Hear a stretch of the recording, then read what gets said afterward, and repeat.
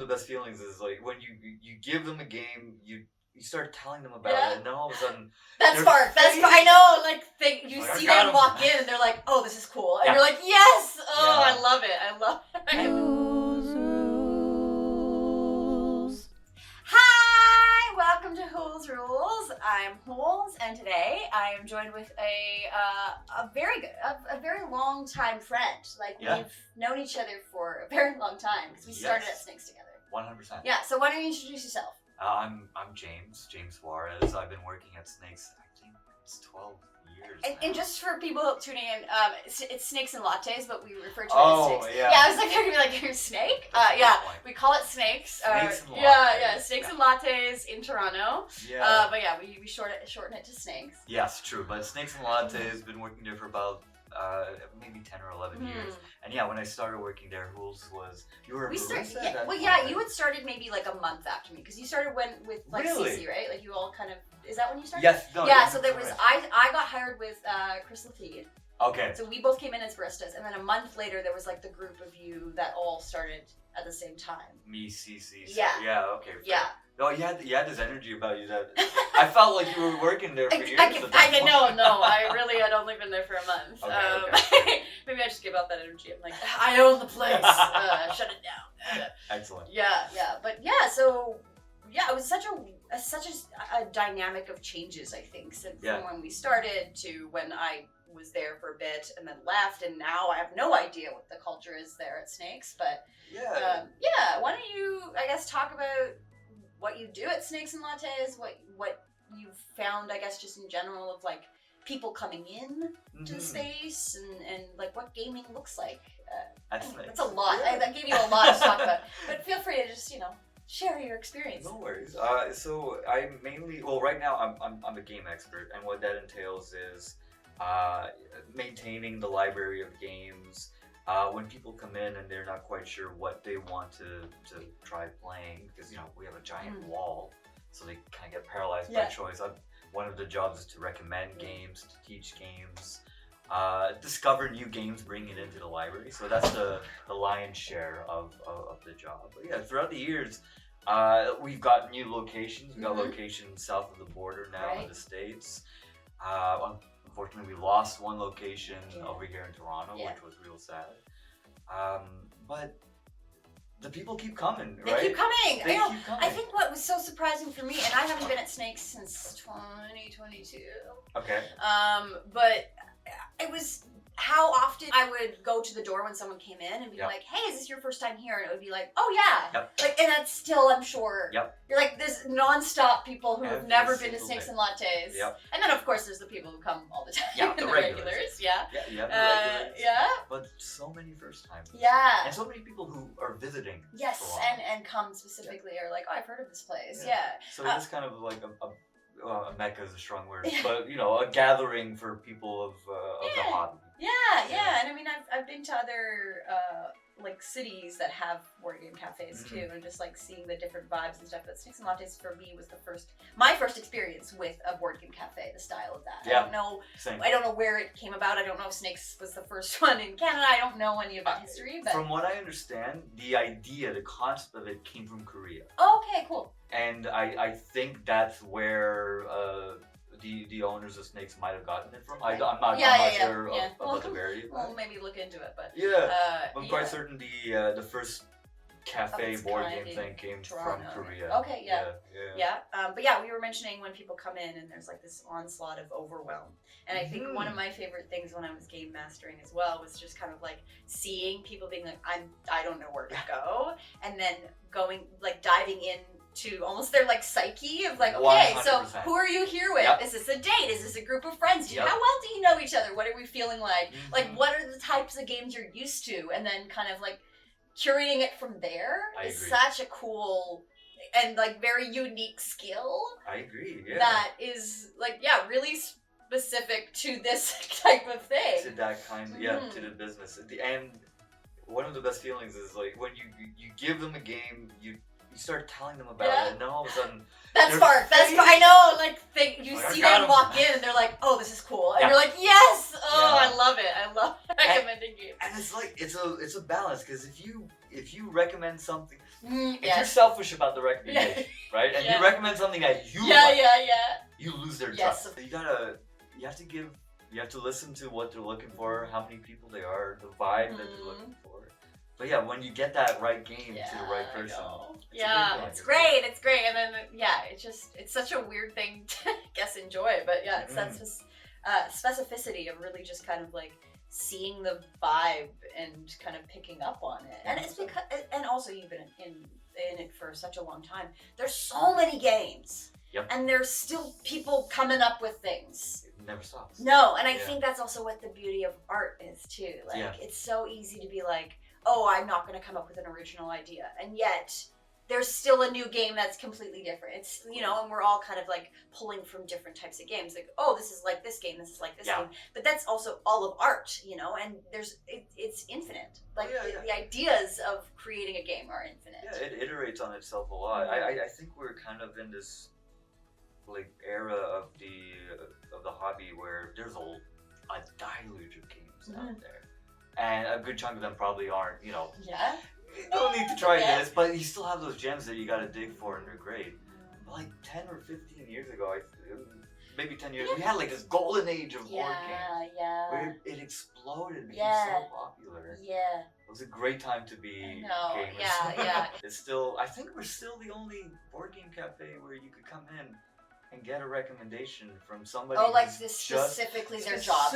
Yeah, exactly. Like, I'm sure other board game cafes will have, servers or I've seen a couple that I haven't actually been to. There's one at Midtown, Twilight Cafe. Yes, there's a couple of Twilight cafes. Okay, a couple. I didn't know. There's one at Dundas Square as well. Okay, interesting. Yeah, and then there's one in like Chinatown area that I've passed by and I'm like, oh, that's a board game. Yeah, but I think even when I've gone to other spots, like other cities that have those kind of things, they don't really have that role of like game master and even when we were talking about game maintenance, and some people are like, oh, this is like, I'm paying 10, 20, whatever, I don't know what the fee is now, but to play these games, there's so much that actually goes into the back end of it. Like and I don't know how you monitor it now, but I remember they had this whole list of like, okay, we've got to maintain this game now, and you gotta go through. I mean, you have to, like you honestly do, because the games get played so often, and sometimes they don't get touched at all, but like, you don't, a piece falls on the floor, and then that's the one piece that they can't play the game without. So you have to have like extra stuff and like, a whole bin of meeples of different colors, just and to be able like to multiple trains for Ticket to Ride, and like going through and specifically being like, well, Ticket to Ride needs this many trains per player per color, and so you have to literally go in and like count the pieces. It is very it is game breaking if some of those pieces go missing. So it is a necessary thing to do. And I think you're right. A lot of these other cafes might not do that. And that will, very special for Snakes. And a customer starts playing a game and then something is missing, that kind of sours the experience. Yeah, totally. And I think it's so nice to have those exactly, especially the recommendation thing where I've been to even like Bam Pot, and I haven't been there in a while, but I remember being like, pulling a game off the wall and asking the server like, oh, what do you think of this? And they're like, I've never seen that game, I don't know what that is. Okay, so it's very specific to Snakes and Lattes. If you can, think of like some of your favorite stories that you've had with tables and guests. Well, okay. Well, I've had so many. I think my favorite table, there's two types of tables I like to interact with. I like large groups of like 8 or 9 players who inevitably are looking at the wall, they're not quite sure what to do. They think, oh there's no games out there for 8 or 9 players. They're like, oh, they're like, oh, I guess we'll just play Cards Against Humanity. Like, no. Put it away. No. Let me show you a whole new world. And you bring out something like Avalon or like Dead Last, something that they're gonna hate each other, but they're gonna love it. I was thinking Dead Last too. Oh god, I love teaching that game to people. So it's such a good game for that amount of people. And it's one of those that like, unless you get it recommended, you would never you never look at it. Like it's such an unassuming box. So great. I love that style of group. The ones who are just like willing to put their trust in your recommendation. And then the other type of group that I enjoy groups of, let's say, 3 or 4 that are just ready to try something new. Yeah. And willing to try something new. There's so many tables that I'll teach a game and they just enjoy that game so much, and then they'll keep coming back like once a week. And they'll know me by name, and I'll know them by name, and then I'm like, oh, I'm running out of games to show you. Like, oh no, I don't want to do a bad one, or exactly. Then the magic is all you're like, you sure you don't want to go back to that first one that I taught you? You want to play that again? One of the weirdest and most funniest stories I got from Snakes is I spent a night just like, returning to a table, teaching them games, being very friendly with them. They were super cool, super funny, super friendly. And then I remember at the end of my shift, I was going back home. I had to take an Uber home, so I was walking up kind of this driveway to go up to my apartment building. And then I hear from the distance, is that James? And I turn around, and it was the group of people that I spent all night teaching games. They just so happened to live in my building. Oh my god, the building! In my building. Oh my god, that's so funny. It was the weirdest thing ever. And it's so special too. It's like one of those weird things where, I don't know, I guess also like you were an actor as well. Like, just not that I was ever recognized, but even just those small things of like you were such an integral part for their night, and you're like, you have so many guests who come through that you're like, oh yeah, for sure, but like really anything, and then they're like, this person I know, and you're like, oh, I actually made an impact in someone's life. It's nice. It's a great thing. It's so special. How do you feel about, because with my channel, a lot of it is about like accessibility, and specifically, you know, like I got diagnosed with ADHD 4 years ago, and it kind of like really revamped the way I see things and how I adjust and accommodate myself, and then that allows it to then reflect over how I accommodate for other people. And I'm sure as you're teaching games, you're in the middle of a teach, and you see that one person who's just like, this isn't for them. How do you go about like adjusting a teach based off of, and not even just this game isn't for them, but just like they're not understanding the way you're teaching it? The first thing I try to do is, I guess, pin down exactly what isn't connecting, what's not clicking. I feel always the easiest way is to, let's just do a round and make that round not matter. Yes. This round doesn't matter. Totally. It's just like a almost practice like open thing. hand. Yeah, exactly. Normally this is all hidden, but we're gonna play open. Okay, if they don't understand what they're doing, it's usually because they don't know the reason for it. Yeah. Like, why am I doing what I'm doing? Well, this is why you're doing it. Okay, how do I do it? This is how you do it. And then usually that will click the teaching. Okay, cool. Yeah, I definitely agree. I think I'm very big on the first round open hand 100%. And making it very clear, like, and you know, if the round doesn't work and we don't like it, we can restart. Like, it's making it really clear that there's no pressure here. And I think there's such, especially just in general with like nerd culture too, of like knowing everything right away and understanding everything right away. There's such a fear of like things up. Right. And just in our society, people are afraid of things up, you know? Like, I think in general, people have a really hard time with being wrong. And when you're learning something new, you want to make it very clear that that's like, it's going to be likely that you're not going to pick something up. And as a teacher as well, there's so many times where there's so many games I'm sure you have in I forgot a rule. All the time. And I'm like, I'm sorry, I just need the rule book for a second. 100%. And just like making it clear that is okay. Like, I'm also a human, we're all human. And just kind of like bringing people into that understanding of, this is a game, we're just here to have fun. Yeah, it's a safe space. It's just here to have fun. Yeah. And whenever I always use, or at least I tell people, the first time you play a game, don't play it to win. You're playing it to learn. So, and if mistakes are made, that's fine, great. Now you learn, right? How many times have you learned a new game, play it through, only to realize that you're playing around? No, and it's like an integral rule. And it's a gigantic rule. There's no way that we could stop the game and change it right now. We have to just restart. So it's oftentimes I'll do that in the middle of a game. I'm like, is this a rule breaker where if we add it now, then like the game is or do we just keep playing the way we're playing?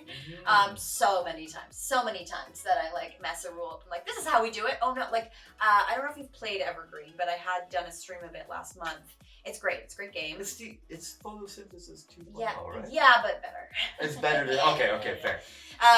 And I mean, photosynthesis has the element of like the That's 3 why they got trees. rid of that title. Okay, No one can say it. Yeah, it's got a really cool thing to it. But I ended up I played it through with my sister and her her ex. They were here in town for an appointment thing, and I played it through with them before I went on the stream, and I was so glad that I did, because one of the rules was like, oh yeah, you connect all the things with all of your pieces, and that's how you get your points every round. But it was one of the types of pieces that actually doesn't connect things. Oh. Yeah, okay. and so someone was getting like 20 points every round, every time we ended season. I was like, oh yeah, that's like full on rule breaking. Yeah. Like you would entirely crush the game if you do it this way. Right. And so I was glad to run it, but even then it's like, oh yeah, and that's okay, like the end of the game, and regardless of who won, it was still like, whatever, it's just, we played through the game, we learned how to play it, Exactly. and now next time you play it, you have that understanding, okay, we adjust. But yeah. No, it's part of the challenge, right? We have all of these games, Yes. right? Like I'm looking at a shelf of games, and I have a shelf of games at Yeah, home I'm too. sure, yeah. And we'll buy them. Yep. We'll learn them. Yep. And it takes a long time before you get it on the I table. know. And then you have to relearn it I have again. to relearn it, I know. But maybe this is YouTube, because this is your job, but like, I actually love learning games. It depends on the game, Okay, and fair. it depends on the rule book, but yes. Yeah, true. There are some awful rule books out there. I like learning games with the rule book if it's a good book. Yeah. Specifically because then I understand it, and maybe again this is my brain and how it works. I need to know all the ins and outs of a rule book. Of course. I'm so bad at being the person who's taught. Like I'm like, I don't understand, just give me the book. You prefer, I prefer learning, but I also realize like so many people don't like doing that part. Yeah. They like to be taught. And I mean, it's an interesting skill for sure. And I'm like, I don't know what I'll ever use this for, so I'll make a YouTube channel, I guess. Definitely transferable. I guess, right. But yeah, outside of that, I'm like, I would love to be a game master at Snakes again. But I think it's such a specific skill that I spent so many years on and I love doing that I'm like, I don't know what else to do with this. But it's great when I have friends over who want to play games. Yeah. And it's great to have those friends who are willing to try all these games. Yeah. I can't So tell they you don't how just- many are not used on that wall, but it's nice to have. It's nice to have. Yeah. It's nice to look at. One thing that I have a hard time with when Yeah. I talk about being a board gamer or having all these games is when someone goes, "What's your favorite game?" Oh, I hate that question. I hate that question because it's the same thing when I'm suggesting a game teach or suggesting something to someone. Where I'm like, there's so many circumstances that it depends on like how many players are there, who's playing, like what style of gamers do we have at the table? Are there people who are just like casual gamers? Are there people who are down to play a 3-hour game? Which like I'm not going to play a 3-hour game with someone who is not a gamer because they're going to have a miserable time and be like, this sucks. Why are we doing this? Right. And I only want to really be playing games if everyone's having fun. I agree. No one wants to have that person at the table who's like, this is stupid, this is torture for me. Yeah. And then you lose that person's trust in terms of games for the future. Right? Yeah, exactly. You have to start with something that they can digest, and then maybe at some point they'll be ready for that 3-hour game. But taking that question out of context, are there specific games that you find you constantly are going back to or bringing out when you have people at a table for yourself when you want to play? When I want to play. Okay, I think the first one that comes to mind is Quacks. Oh my god, yes! Oh yes, Quacks, and that's the best version. Oh of god, it. well they updated the art. It's so shit. And the art. Funny story is I taught that to my friend. Yeah. And her partner love it, and she wanted a copy, and then they changed the art. She's like, I can't fucking find a copy. If you ever find this and it's under $80, just buy it, and I will buy it. Like I will pay you for it. And I found one at BMV, and it was $40, and I was like, I have to let her know it's here, Yes. so no one else touches Yeah, it. yeah, yeah. They have a great selection at BSG. I know. I was surprised. I Uh-huh. hadn't been in there in a while. I was like, damn, okay. I And always there's go there. Yeah, the one in the Annex too. Apparently, there's a guy there who's like a big gamer. yeah. Like, I don't know. I never talked to him, but I walked in, and one of the other employees was like, "If you have questions about games, go talk to so and so." And you're like, don't worry And I was like, about it. "Thank you, thank you so much, but I'm good." Yeah, I'm good. Yeah. No, yeah, quacks. Quacks, Definitely. It's comfort food for me. Yes, and I also hate luck-based games. I know, but this one for some reason. Well, there's the element of chance and Yeah. pushing your luck. Yes. I don't think I've ever won at Quacks. I am the person who's like, I'm bad at rolling dice, which is it's not a real statement because there's no talent in it. So it's the same with Quacks. I'm like, it doesn't matter. I will pull all of the snowberries or whatever they're called. Yeah. I will pull all of them and all of the other and good you're berries. gonna drink that potion, put it back into the bag, and you're gonna pull then I'll pull it out, and I'll pull the 3 out. It is. Yeah, it's a good one to go to. One of the things that I love about a game like Quacks is that you can teach it to a new person, and that person has just the same amount of chance of winning the game as you do. Yes. No, you're right. And it's great for them when they do. That's true. Yeah. So yeah, Quacks is one of the ones that I think of. Yep. Another one, and this one's a heavier one. This is on the opposite spectrum. Love it. But it's like if I'm with the right people, it is Battlestar Galactica. It's BSG. Oh my. Yeah, you do. You do need the right people for that. Yes. And I don't think I've ever played BSG without Nick Rovers, but he is the right person. He is the person to play it with, but also because he has like all these expansions and he knows the game so well that even when I haven't played it in months or years, even now at this point, I know I can go back in and be like, oh yeah, I'm good. Because Nick knows. I'll be like, Nick, what's this? And he's like, this thing. And it's no, you're right. It's such a good game. Yeah. It's such a good game. And it was the one game that I played that I was like, I should watch the series. Yes. Because I didn't know anything about it before going in. The same thing happened to me. I played the game first and then I watched the series. Yeah. So yeah, I guess those two games those are good. Yeah. No, those are good suggestions. I like that. Yeah. And is there any? I guess I haven't really been in the industry lately, but is there any games that have come out recently that you have the new releases kind of column? Yeah, the new arrivals. Well, let's see. Hi, here's a new arrival. Yeah, here's a new arrival. He wants to play the games. Well, in terms of new games, let's see. This one's not so new, and you probably have already played it already, but like Just One. Oh yeah, I actually just bought it for Christmas. Yeah. And then brought it to my partner's place for the family to play, and forgot I had bought them Just One the year before for the family. And I was like, oh, you already own this. Yeah, no, it's that good of a game that it's literally a game as close as you can get to perfection. No, it is. It's so easy for anyone to pick up. It takes like 5 minutes to learn, if that, like maybe 2. Yeah. And you can play so many multiple rounds without it getting like exhausting. Agreed. And they also have it where it like caps out, where you're like, no, you played this many. Yeah. And it's not like, I don't even know if Cards Against Humanity has an end game. I think maybe 10 points. But Okay, you're right. I'm like, no one. Where Just One has that like table where I'm like, if you have gotten these ones all correct, you are supreme, or whatever it is. It's true. Yeah, they have the table. The high score. Yeah.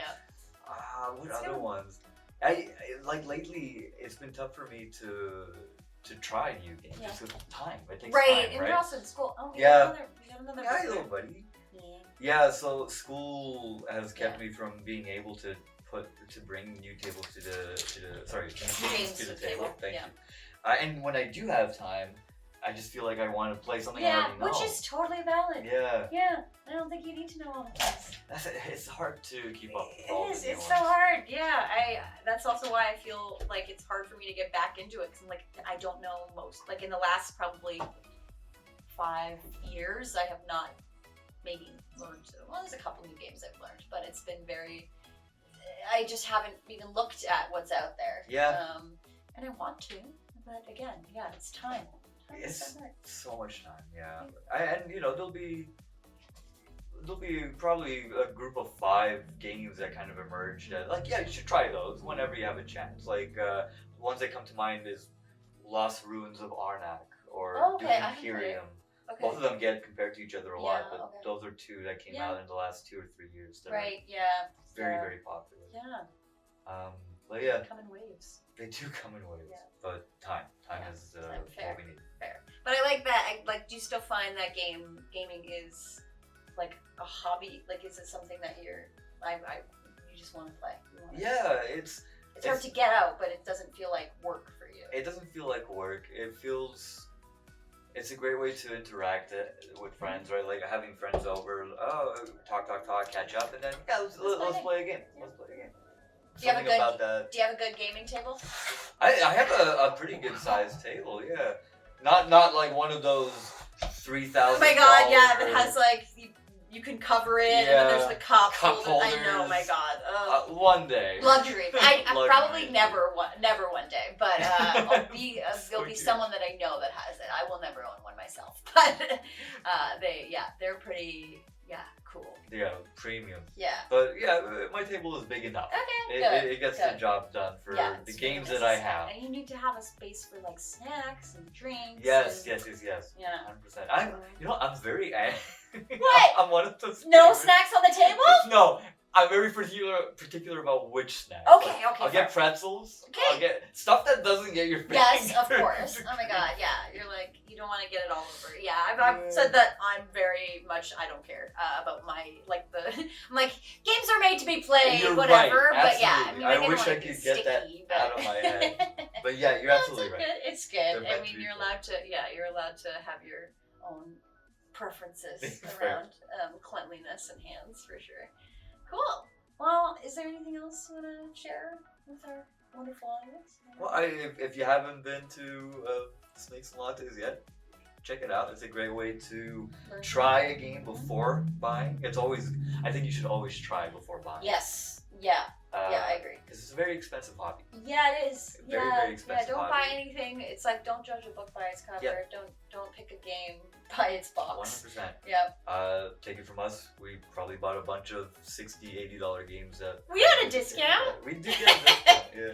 I would say a good chunk of games on my wall were like gifted or given, because I was doing the conventions for a while too. So Oh, very cool. Oh yeah. Excellent. Which is also something that I'd love to get back into. This is fun. These are wild. Great way to discover new games. Yeah, well, because that's it. It's Cool like hobby. that's the whole point of those conventions for Yeah. many gamers or board gamers. It's like I am sharing my new game that just came out or is coming out in the next month. I felt like there was an onslaught of me learning so many games when I went to Gen Con. Was it Gen Origins? Con? No, I don't know if I went to Gen Con. No, I went to Origins and PAX. Okay, PAX Unplugged. PAX, Yeah. Excellent. But yeah, thank you for coming here Thanks for and having chatting. me. It's so great. It's so great to have you, and especially we've known each other for so long, and we met at Snakes, and Yeah. it's great to connect. That's another great thing about Snakes. It's the Yeah. people that you do end up meeting. Yeah, we meet good people, but You yeah. meet good And people. if you're at Snakes and Lattes in Toronto in the Annex, make sure you ask for James. And if you're there, you can. I'll try and find you a game. They'll just call you up and be like, James, you must get here right now. Give me 5 minutes. Yeah. He'll find you a game that you will enjoy. I'm holding you to that. I'm gonna hold you to that. It's a Hools guarantee. Yeah. Okay. All right. Thank you so much for joining us. This is James. I've been Hools. And this is HoolsRules. And remember, have fun.